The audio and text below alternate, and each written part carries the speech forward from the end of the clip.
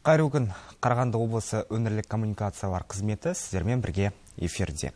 Күн тәртібіндегі негізгі тақырып жаңа экологиялық кодекс талаптарын түсіндіру жайында болмақ. Добрый день, уважаемые телезрители и коллеги. Региональная служба коммуникаций Карагандинской области в эфире. Тема сегодняшнего брифинга – разъяснение требований нового экологического кодекса. В студии у нас сохранены все санитарные требования. Спикер и мы, в свою очередь, получили вакцину против коронавирусной инфекции. Поэтому предлагаю снять медицинскую маску. Пожалуйста. Ой болса, бүгінгі ақпараттық алаңымыздың спикермен таныс болыңыздар. Ишанов Дархан Ерғалиұлы, Қарағанды облысы бойынша экология департаменті басшысының орынбасары. Құрметті Ишанов Дархан Ерғалиұлы, өңіріміздің басты ақпараттық медиа алаңына қош келдіңіз. Сөз өзіңізде. Мархабат. Сәлеметсіз, Ержан, құрметті брифинге қатысушылар. Кодекстің жаңа редакциясы қоршаған ортаны қорғау саласында мемлекеттік реттеу мен басқарудың тиімді және ашық жүйесін құруға бағытталған. Кодекстің негізгі бағыттары ол ластаушы төлейді және түзетеді. Қағидасын іске асыру, ең озық қолжетімді технологияларды енгізу, табиғат қорғау іс-шараларына бюджет қаражатын мақсатты жұмсау, үздік халықаралық тәжірибе негізінде экологиялық талаптарды қатаңдату, мониторингтің автоматтандырылған жүйесін енгізу және өндіріс пен тұтыну қалдықтарын басқаруды жетілдіру. Оның ішінде Waste to Energy енгізу және тағы басқа болып табылады. Экологиялық кодекстің іске асырылуы негізінде қоршаған ортаның жай-күйін жақсартуға мүмкіндік беретін негізгі талаптарына тоқталғым келеді. Принцип «загрязнитель платит» и устраняет. В настоящее время действующим законодательством в Казахстане предусмотрены прямой и косвенные методы экономической оценки ущерба. Однако существующий экономический механизм предопользования не оказывает заметного стимулирования на снижение уровня загрязнения окружающей среды, что потребовало пересмотра и внедрения нового подхода. Принцип «загрязнитель платит» впервые был сформулирован экспертами ОСР в 1972 году и подразумевал меры по предотвращению загрязнения и контролю, но также ответственность за восстановление от ущерба окружающей среды. Практически сразу после введения данного понятия в 1973 году страны Европейского Союза включили принцип «загрязнитель платит» в первую программу действий по охране окружающей среды. Из развитых стран Европы наиболее богатый опыт в этой области накоплен скандинавскими странами. В середине 90-х годов интерес стали проявлять и более крупные европейские государства, включая Великобританию, Францию, Италию и Германию. Государство должно создавать такие условия, при которых предпользователям выгоднее принять все меры по недопущению негативного воздействия на окружающую среду, чем платить экологические штрафы. Основываясь на данном принципе, в кодексе предусмотрены такие меры, как комплексные разрешения на основе внедрения наилучших доступных технологий, ужесточение мер при нарушении экологического законодательства и другие. Принцип наилучшие доступные технологии. Предусмотрен переход предприятий на комплексные экологические разрешения объектов первой категории с условием внедрения наилучших доступных технологий. Наилучшие доступные технологии – это проверенный и наиболее эффективный способ модернизации промышленности с максимальной минимизацией вреда, наносимого окружающей среде. Это технические, организационные и управленческие решения с целью обеспечения целевых показателей качества окружающей среды. Переход на НДТ для действующих предприятий предлагается сделать поэтапным. Предприятие внедряет НДТ в соответствии с программой экологической эффективности в течение 10 лет. В этот период они будут освобождены от платы за эмиссии, и, соответственно, эти средства могут быть направлены на внедрение НДТ. В случае, если предприятие не переходит на НДТ, то ставки платы за эмиссии будут расти. С 2025 года они вырастут в 2 раза, с 2028 года в 4 раза, а с 2031 года уже в 8 раз. На первом этапе планируется переход на НДТ 50 крупнейших предприятий из нефтегазовой, горно-металлургической, химической и электроэнергетической отраслей, на которые приходится 80% загрязнения. Получение комплексного экологического разрешения является обязательным для вновь вводимых предприятий. Примером внедрения НДТ послужит опыт европейских стран, где количество выбросов загрязняющих веществ было значительно сокращено. Оксид азота на 69%, оксид серы на 94%, а также пыль, то есть твердые частицы на 94%. В рамках дорожной карты по переходу на принципы НДТ принято решение о необходимости проведения комплексного технического аудита среди предпользователей, основных загрязнителей, которая позволит оценить готовность промышленности к переходу на НДТ. КТА представляет собой процесс экспертной оценки применяемых на предприятиях техник, технологий, способов, методов, процессов, практики, подходов и решений, направленных на предотвращение и минимизацию негативного антропогенного воздействия на окружающую среду, в том числе путем сбора соответствующих сведений и посещения объектов, подпадающих под область применения наилучших доступных техник. С 2019 года на базе акционерного общества Международный центр зеленых технологий и инвестиционных проектов создано профильное структурное подразделение Бюро НДТ. Бюро НДТ – это организация Министерства экологии, которая обеспечивает процесс проведения комплексного технического аудита и разработки справочников НДТ. Здесь хотелось бы отметить, что крупные предприятия, то есть первой категории, они уже прошли аудит в рамках Международного центра зеленых технологий. Принцип плата за эмиссии в окружающую среду и целевое расходование средств бюджета на предохранные мероприятия. В настоящее время в действующем законодательстве отсутствует обязательность целевого расхода поступивших платежей за эмиссии на предопользовательные мероприятия. И это привело к тому, что лишь порядка 45% поступающих средств местные исполнительные органы распределяют на охрану окружающей среды. Текущая ситуация с экологическими платежами и их расходами неоднократно подвергалась критике со стороны международных экспертов. В этой связи новым кодексом предусмотрено, что местные исполнительные органы обязаны финансировать предохранные мероприятия за счет поступающих экологических платежей в объеме 100%. В Карагандинской области в 2019 году поступления в бюджет за эмиссию в окружающую среду составили порядка 16,7 миллиарда тенге. В 2020 году 18,5 миллиардов тенге. Согласно нового кодекса, с 2022 года всю указанную сумму местные исполнительные органы должны будут расходовать на предохранные мероприятия. Здесь хочу отметить, что уже на 2022-2025 годы уже план предохранных мероприятий по Карагандинской области уже разработаны, уже выделяются финансовые средства. Принцип новые подходы оценки воздействия на окружающую среду. Пересмотрена система регулирования общественных отношений. Введены новые инструменты и механизмы регулирования и контроля, которые соответствуют лучшим мировым подходам. Во-первых, в кодексе предусмотрены требования прохождения оценки воздействия на окружающую среду в отношениях крупных предприятий первой категории.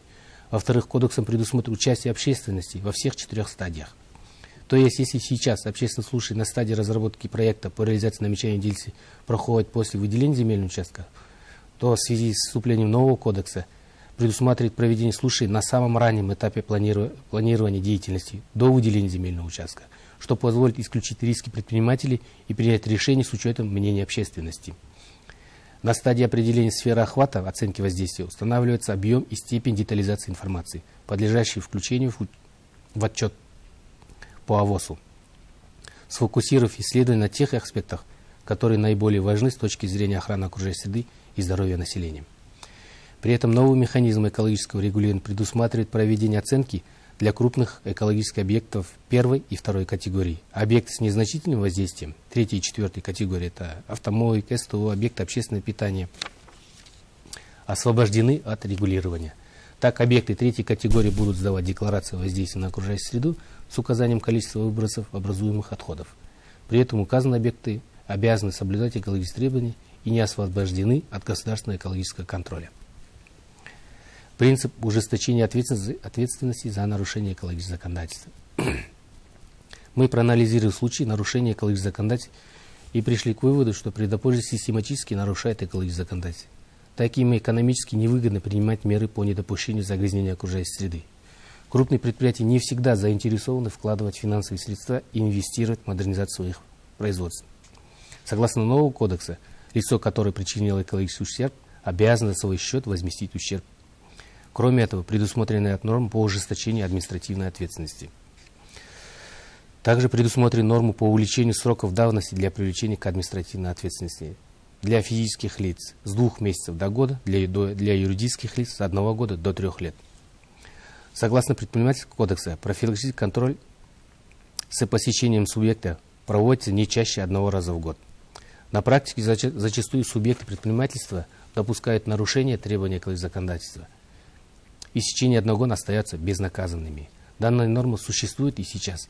Однако срок давности мы со вступлением нового кодекса увеличили до 3 лет, следовательно, институт рецидива уже работать не будет и не стимулирует предприятия на совершение повторных нарушений, так как штрафные санкции увеличились в разы. Принцип автоматизированной системы мониторинга выбросов. Одним из ключевых норм является автоматизация системы мониторинга выбросов. Обязательная автоматизация производственного экологического мониторинга с передачей данных в уполномоченный орган для объектов первой категории в онлайн-режиме, который позволит повысить уровень прозрачности деятельности предприятий, обеспечит объективность данных и своевременное реагирование. Автоматической системе мониторинга подлежат стационарные источники выбросов с объемом эмиссий более 500 тысяч тонн в год. 4 основных компонента для непрерывного мониторинга: оксиды азота, диоксида серы, оксид углерода и взвешенные вещества. Также в соответствии с переходных положений нового экологического кодекса для действующих предприятий и объектов первой категории обязательств по внедрению АСМ на основных стационарных источниках эмиссий вступает в силу с 2023 года. Внедрение АСМ на основных источниках позволит в онлайн-режиме отслеживать показатели эмиссий, своевременно реагировать на нарушения, обеспечить население достоверной и своевременной информацией, исключить факты коррупции при государственном экологическом контроле. Принцип совершенствования управления отходами производства и потребления. Для системного решения вопросов незаконных свалок в новом кодексе предусмотрено лицензирование для предприятий, занимающихся переработкой и утилизацией отходов. Внедрен уведомительный порядок для мусороперевозящих организаций и необходимо установление GPS-датчиков на мусоровывозящий транспорт. Принцип Waste to Energy. С целью сокращения объемов накопления отходов предусматривается внедрение энергетической утилизации отходов с получением электроэнергии. Данный метод позволит уменьшить объем образуемых отходов, снизить их негативное воздействие на окружающую среду, повысить инвестиционную привлекательность рынка переработки отходов, а также позволит развить инфраструктуру с обращения с отходами. В рамках национального проекта «Жасыл Казахстан» данный проект будет реализован в 6 крупных городах. Это Нур-Султан, Алматы, Шымкент, Атырау, Тараз, а также Караганда. Реализация запланированных проектов позволит из ежегодно образуемых около 5 миллионов тонн ТБО увеличить переработку до 1,6 миллиона тонн ТБО. Соответственно, долю переработку довести до 30% и привлечь в данную сферу частные инвестиции. Принципы по промышленным отходам. В соответствии с европейским опытом, Экокодекс дополнен новой главой, посвященной отходам горнодобывающей промышленности. Согласно требованиям кодекса, будет вестись реестр закрытых и заброшенных объектов складирования отходов горнодобывающей промышленности, вызывающих существенные негативные последствия для окружающей среды. Жалпы алғанда, жаңа экологиялық кодексті іске асыру елдегі экологиялық ахуалды түбегейлі жақсартуға мүмкіндік береді. Ол үшін біздің азаматтарымызды, ірі бизнесті қолдауы қажет. Назарларыңызға рахмет. Көп рахмет. Благодарим вас за предоставленную информацию. К нам поступил ряд вопросов. Позвольте их озвучить. Келесі кезекті сұрақтарға берсек, бізге келіп түскен сұрақтар. Баяндамаңызда сіз жаңа экологиялық кодекстің жаңашылдықтарының бірі қоршаған ортаға әсерді бағалаудың жаңа тәсілдері деп айтқан болатынсыз. Осы жайында нақтылап өтсеңіз, ол қандай жаңа тәсілдер және ол қазіргі күні қалай жүзеге асуда? Жаңа мен өзі баяндаманы айтып кеткендей сияқты, жаңа кодексте қоршаған ортаға әсерді бағалау бойынша үлкен өзгерістер болды.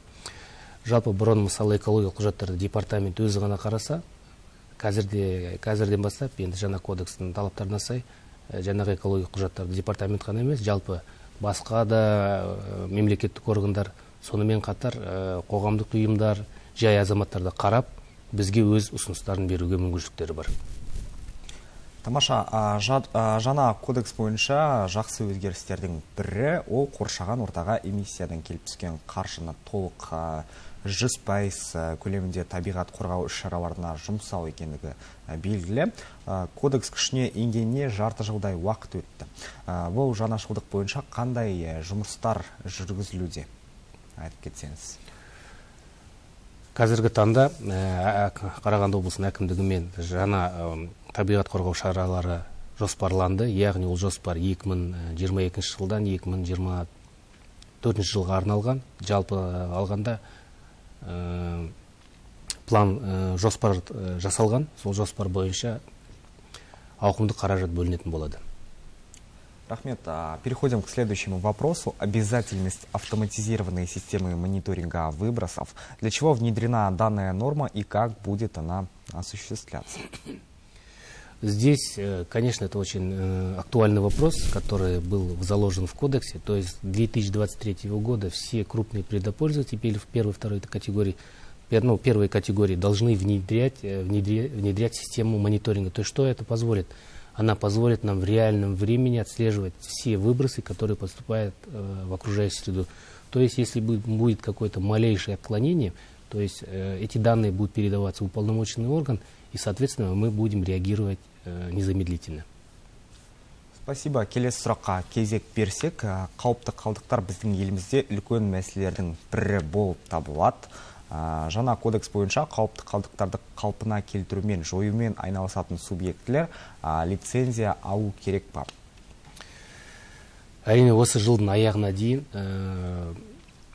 бүкіл кәсіпорындар жаңағы лицензияны осы жылдың аяғына дейін алу керек. Ол міндетті түрде, өйткені ол лицензияны алмаса, келесі жылдан бастап ол мекемелер жұмысын атқара алмайды. Жұмыс істей алмайды дегенде былай айтқанда.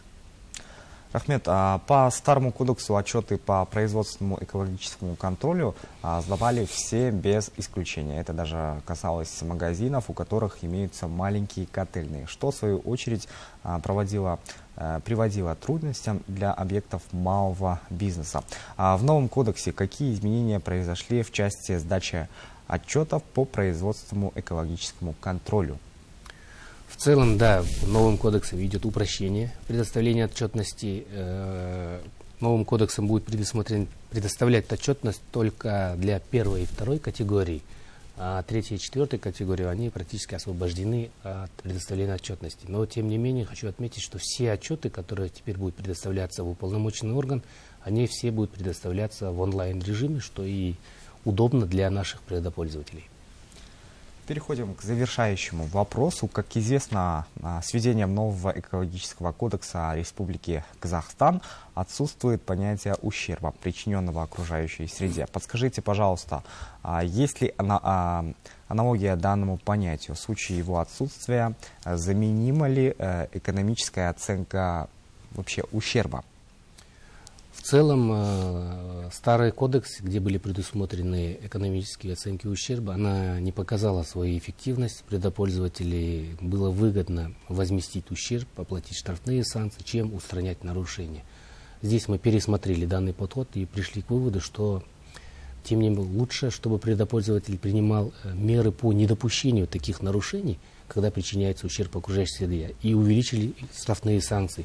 В настоящий момент предпользователю выгодно принимать меры, во-первых, по недопущению, во-вторых, быстрому и скорому ликвидации последствий аварий. Здесь хочу привести пример. Например, летом текущего года одним предприятием Карагандинской области был осуществлен незаконный сброс на рельеф местности, то есть вырыл котлован и сбрасывал свои производственные стоки. При незамедлительном реагировании департамента предприятие получило крупный штраф, а также приняло меры по устранению последствий нарушений. То есть котлован был полностью ликвидирован, а производственные стоки были вывезены на утилизацию. Благодарим вас за ответ. Дархан Ергалиевич, мы также благодарим вас за то, что вы посетили нашу информационную площадку и поделились актуальной информацией. Время, которое выделено для нашего брифинга, подходит к своему завершению. Құрметті көрермен, осымен аталған ақпараттық жұмысты аяқтаймыз. Ресми ақпарат көздеріне сенуді сұраймыз. Назарларыңызға рахмет.